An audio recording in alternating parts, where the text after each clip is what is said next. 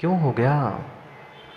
हमने अभ्यास करना, बहुत सारी माताएं आते कहती महाराज जी हमने सब कुछ पढ़ लिया है, 2-2 3-3 बार हमने ग्रंथ पढ़ लिए हैं, स्वाध्याय रट के रखा है, आज भूल गए। क्यों क्यों भूल गए? उसका अभ्यास करना छोड़ दिया है, उसका अभ्यास करना छोड़ दिया है, इसलिए उस जड़ के तरह हम हो गए हैं। वो वृक्ष की भी जड़ होती है, वह वृक्ष की भी जड़ होती है, वह भी मात्र अपने जगह से फैल जाए बात अलग है, पर जगह नहीं छोड़ती। अनभ्यास दशा, अनभ्यास दशा, निश्चेष्ट हो जाना। संसार तभी सुंदर लगता है, संसार की वस्तु तभी सुंदर लगती है जब उसमें कुछ चेष्टा हो। जिस शरीर को, जिस व्यक्ति को तुम पसंद करते हो, उस मुर्दे को, उसके मुर्दे को देखना नहीं, हाथ भी लग जाए तो फिर नहाना पड़ता है। क्यों? निश्चेष्ट हो गया, चेष्टा रहित हो गया, जड़ हो गया, जड़ हो गया। उसे छू भी जाता है तो नहाना पड़ता है, उसे सूतक लगती है। क्यों? निश्चेष्ट हो गया, चेष्टा से रहित हो गया। वह सतत सतत हमें उस चेष्टा से सहित होना चाहिए। कौन सी? मात्र पाप रूपी नहीं, वो तो पहले ही निषेध कर दिया। पाप रूपी जीवन की चेष्टा कर रहे हो तो तुम मुर्दे ही हो, उससे भी गए बीते हो। वो तो बेचारा पाप भी नहीं करेगा, हम तो पाप में ही लगे हैं। फिर क्या कह रहे हैं आगे? और बढ़ के कह रहे हैं, अरे भीतर की चेष्टा को प्राप्त हो, अनवद्य चेष्टा को प्राप्त हो, सावध्य से रहित चेष्टा को प्राप्त हो। आचार्य जी हमेशा सुनाते थे, एक बार हमेशा हमें याद कराते थे कि बेटा देखा कभी घोड़े को? आप लोगों ने देखा क्या घोड़े को? घोड़े को देखा? वह घोड़ा होता है, उस घोड़े पर बैठ जाना और मात्र बैठे रहना, आगे बढ़ेगा? उसके उस लगाम को भी खींचना, घोड़ा आगे नहीं बढ़ता जब तक उस पर, देखा क्या? बैठे नहीं होंगे शायद, बांडी सर बैठा क्या? जब तक हाथ नहीं फेरते ना, घोड़ा आगे नहीं बढ़ता। जब तक हाथ नहीं फेरते तब तक घोड़ा नहीं आगे बढ़ता। वह जो पान होते हैं वह क्यों सड़े? घोड़ा क्यों अड़ा? फेरा नहीं हाथ उस पर। जो पान रखे थे, एक के ऊपर एक फल रखे थे, एक के साथ एक, वह क्यों सड़े? माँ बहुत सारे आम ले आओ, बहुत सारे फल ले आओ, एक पर एक 4-6 दिन ऐसे ही रख लेना, क्या हो जाएंगे? काम नहीं भी हो तो भी दिन में एक बार आप खोल के देखते हो, ऊपर का नीचे, इधर का उधर करते हो कि नहीं? क्यों? महाराज जी फेरना पड़ता है, फेर बदल करना पड़ता है, यही तो अभ्यास है, यही तो चेष्टा है। वह रोटी भी बनाते हो क्या माँ? बहुत दिन हो गए, बनाते हो क्या रोटी? बोलो ना, रोटी बनाते हो? कच्ची की अच्छी कि जली हुई? अच्छी रोटी बनाते हैं। जब रोटी बनाते हैं वो तो रोटी को उस अग्नि में जैसे ही आपने बना लिया तवे पे ऐसे ही रख देना। क्यों? बन जाएगी कि जल जाएगी? उसको पलटते हैं, तवे पर भी 1-2 बार पलटते हैं, पुनः तवा निकाल कर अग्नि पर ऐसे ही रख देना। महाराज जी जलेगी नहीं, कोयला ही हो जाएगी। उसको भी पलटते हैं, उसको भी पलटते हैं। रोटी भी चाहिए थी पेट भरने के लिए, उसको हमने पलटा था। घोड़े को आगे बदलना चाहिए था, उसको फेरा था। रोटी को भी फेरा था, फेरना ही कहते ना, इधर से उलट पलटा था। फिर सब कुछ चाहिए तो मुझे जीवंत जीने के लिए अपनी विद्या को भी मुझे फरना चाहिए, उसका भी अभ्यास करना चाहिए। विद्या क्यों विसरी? विद्या क्यों विसरी? क्यों लोग पीछे पड़ते हैं? केवल की पढ़ाई करो, अभ्यास करो, भूल ना जाए, भूल ना जाए, इसलिए पलटते रहो, पलटते रहो, फेरते रहो, फेरते रहो। हाँ, सालों साल तुमने नहीं फेरी, कितना ही पढ़ के रखा ना, काम में नहीं आएगा। आता है क्या ललित डॉक्टर?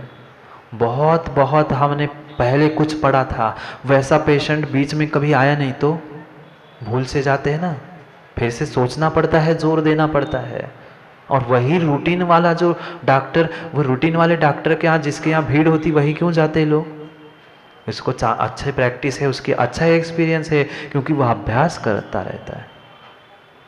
जड़ता प्राप्त हो जाएगी, स्थिर हो जाओगे, फिर कुछ भी काम के नहीं बचोगे। पानी भी कब सड़ता है? पानी भी कब सड़ता है? लंबे समय तक एक जगह पर रुकता है तो पानी भी सड़ता है। इसलिए पानी को और साधु को बहता रहना चाहिए। साधु और पानी को बहता ही रहना चाहिए। ज़्यादा समय रह जाते हैं तो वो फिर अवज्ञा होने लग जाती है, अविनय होना प्रारंभ हो जाता है। ऐसे कहते ही है अति परिचयात बांटे। स्कूल में सिखाते हो ना विद्यार्थियों को, अति परिचयात अवज्ञा। ज़्यादा संपर्क में आता है व्यक्ति तो फिर अब एक दूसरे की कमियां पता चल जाती है और फिर वही उंगलियां डगानी प्रारंभ हो जाती। पानी भी क्यों सड़ा, आगे बढ़ा दो। उसी पानी में तुम अगर वह मोटर लगा के उसका फव्वारा या फाउंटेन बना दो तो वही सर्कुलेट होता रहेगा, पानी सड़ेगा नहीं। हमारी बुद्धि, हमारी सोच, हमारे विचार क्यों सड़ गए सचिन भैया? क्योंकि हम वासिम के बाहर कभी गए नहीं। हम बाहर कभी जाके कुछ विचार किया ही नहीं, हमने उसे फेरा ही नहीं है। उसको फेरोगे तभी तो काम में आएगी। जड़ बन जाओगे, जड़ बन जाओगे, निश्चेष्ट मत हो जाओ, मत हो जाओ। कौन जाड्य है, कौन जड़ हो गया? जो अभ्यास से रहित हो गया, अभ्यास से रहित हो गया। अभ्यास को प्राप्त करो, सतत सतत अभ्यास करो। कल बता रहे थे चक्रेश भैया, सुना था क्या? उस 90 साल का व्यक्ति उस चाइनीज भाषा को सीख रहा था। हम 40 के नहीं हो गए, अब क्या सीखना है? दुकान चलो, ये सब कुछ हो गया, अब क्या सीखना या क्या करना? थक गए हम अपने आप से, अपने जीवन से, अपने परिणामों से। हो तो गया है, 2 टाइम की रोटी मिल रही है, सबकी प्रशंसा हो रही है, और करना क्या है? संतुष्ट हो गए। जहां संतुष्ट होना नहीं था वहां संतुष्ट है नहीं है, वहां तो खूब असंतोष है। और जहां आगे बढ़ने का जहां उम्मीद थी वहां तो हम संतुष्ट हो जाते। अब क्या करो, ऐसे भी लोग प्रमोद भाई मिलते, महाराज जी सब ग्रंथ पढ़ लिए, समय सार हो गया, ये हो गया, वो हो गया, सब कुछ पढ़ लिया, अब क्या पढ़ना बचा है? इसलिए आराम से रहते हैं। कुछ पढ़ा ही नहीं मतलब तुमने। अगर पढ़ा होता तो ऐसे पढ़े नहीं मिलते। कुछ पढ़ा ही नहीं है। शास्त्री जी पढ़ा कुछ कि पढ़ा बन गए? पढ़ा समझते हो ना? नहीं समझते पढ़ा? पढ़ा नहीं समझते? समझ गए पढ़ा सचिन भैया? पढ़ा नहीं कह रहा हूं, पढ़ा पढ़ा ऐसे नहीं। और एक किसी 4 पैर वाले को पढ़ा कहते हैं। गाय, भैंस, समझ गए ना? रेड़ा, पढ़ा। समझो, जड़ता में प्राप्त मत करो। अपने विचारों को, अपनी बुद्धि को चालना दो, कुछ नया करने की उम्मीद रखो, तो ही हम जीवन में कुछ कर पाएंगे। व्यक्ति इतने थोड़े में संतुष्ट हो जाता है। जो बहुत बहुत बड़ा वैज्ञानिक बनने वाली की शक्ति जिसके पास थी, वह थोड़ा सा कुछ प्राप्त कर लिया, खुश हो गया, बस उतने में संतुष्ट हो गया। हाँ ऐसा ही है। कितना काम करते हैं प्रमोद भैया, हम कितना कमाते हैं? माना कि दिन में 10,000 कमाते हैं, हम और प्रयास करें और पुरुषार्थ करें तो उसमें भी आगे बढ़ सकते हैं। एक ग्रंथ 4 लाइन 10 लाइन पढ़ सकते हैं, हम सोचे तो पूरा ग्रंथ पढ़ सकते हैं, पर सोचते ही नहीं। महाराज जी फुर्सत कहाँ है सोचने के लिए? मत प्राप्त हो जड़ता को। पुनः आगे कह रहे, एक का दूसरे से, दूसरे का तीसरे से, चारों का लिंक कैसे जोड़ा है? को जागृति। जागृत कौन है, जिंदा कौन है? जो जागृत कौन है वो विवेकी है। विवेक ही नहीं है हमारे पास। कहाँ कब कौन सा क्या करना है, तो हम जागृत है कि मर्दे हैं? नहीं है, विवेक ही नहीं है हमारे पास। कौन से समय पे कौन सा काम करना, कौन सा नहीं करना, किंचित भी विवेक नहीं है। समझना, जीवित जीवन और ये जागृति, भीतर जागृति नहीं है। ले रहे करवट इधर से उधर, बोल रहे यदवा तदवा। महाराज जी समय मिला है, काम क्या है हमें? बकते रहो, बोलते रहो, बोलते रहो, बोलते रहो। दिया ही है भगवान ने, शुरू ही है। सुबह से लेके शाम तक, रात हो गई, शुरू ही है। खाने के लिए नहीं तो बोलने के लिए, दिया ही किस लिए? शुरू है काम अपना। नहीं, विवेक से साथ क्रिया करो, विवेक के साथ क्रिया करो। हमने खूब व्याख्या समझी विवेक की। पीछे भी एक प्रश्न आया था, उसका उत्तर दिया था आचार्य महाराज ने, तब कहा था विवेक। पंडित कौन? को पंडित विवेकी, जो विवेक से युक्त है वही पंडित है, वही जीवित है, वही जागृत है। बाकी तो सब मुर्दे से भी गए भी थे। बुरा नहीं मानना, नहीं तो कोस्ते चिन्ह भाई महाराज जी आज ही तो जन्मदिन है और आप कैसी बातें कर रहे हैं। याद दिला रहा हूँ, याद दिला रहा हूँ, मैंने जो जीवन के इतने साल बीत गए वो कितने जीते जिए और कितने मरते मरते जिए। क्या मैं जागरूक था? कुछ विवेक था मेरे पास कि कहाँ पर कौन से समय में क्या काम, कहाँ पर क्या बोलना? हमें बिल्कुल विवेक नहीं है माँ। हम कहाँ पर क्या बोल जाते हैं, बाद में भले ही पछताते रहना, बाद में भले ही क्षमा मांगते रहना, वो तो समय निकल गया। कमान से निकला हुआ तीर और मुख से निकला हुआ शब्द कितना भी कुछ करो वापस आने वाला नहीं है। आश्रव बंद नहीं हुआ, हो गया हो गया हो गया, आश्रव बंद भी हो गया। जागृत नहीं है, कहाँ पर क्या कहना, कहाँ पर क्या सुनना, बिल्कुल भी हमें होश नहीं है। आंखें खोल के जागरूक होने से क्या है? जागरूक होना है तो विवेक की आंख खोल दो, विवेक की आंख से ही तुम जागरूक हो सकते हो, अन्यथा नहीं। कितनी सावधान, कितनी सावधान। क्यों प्रमोद भैया धरती के देवता कहते हैं? क्यों कहते हैं? हम तो स्वप्न में भी पाप करना नहीं छोड़ते। नहीं करते आप लोग? सपने में भी हम पाप करना नहीं छोड़ते। सुबह शाम दिन में तो फुर्सत है ही नहीं है, पर रात में सोए हुए अवस्था में भी हम कई बार पाप कर चुकते हैं, कई बार पाप करते हैं। कभी उसका प्रायश्चित लेने का विचार आया? लिया के पूछ नहीं रहा हूं, विचार भी आया कभी कि ये पाप होता है, उससे भी कर्म का आश्रय बंद होता है, ये भी हमें भान नहीं है। वह साधु निर्ग्रंथ धरती के देवता धोखे से स्वप्न में भी कोई भूल हो जाए, पाप हो जाए, साक्षात कुछ भी नहीं किया, पर स्वप्न में लगे हुए उन दोषों का वह खोता है। कई बार वह जिसके आदत होती है, अब जिसको खाना होता है, भोजन करना होता है, सपने में बेचारा वो भेलपुड़ी पर कचौड़ी खाते मिल जाता है। अभ्यास इतना है हमारा उसका पापों का कि हमें वही सपने में भी दिखाई देता है। भोजन की सामग्री हो, दुकान की हो, चाहे जो हम जिस पाप में लगे वही दिखता है।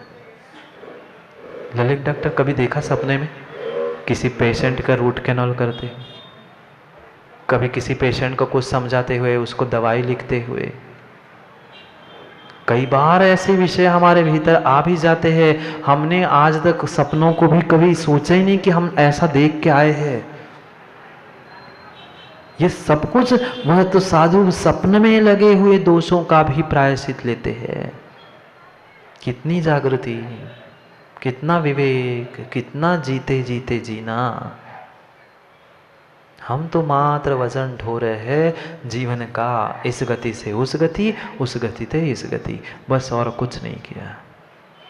मूर्ख बन चुके हैं, मूर्ख बन चुके। कोई कह दे कि तुम मूर्ख हो, कितना बुरा लगेगा, कितना बुरा लगे। मुझे मूर्ख कहता है, मुझे मूर्ख कहता है, मूर्ख ही हो।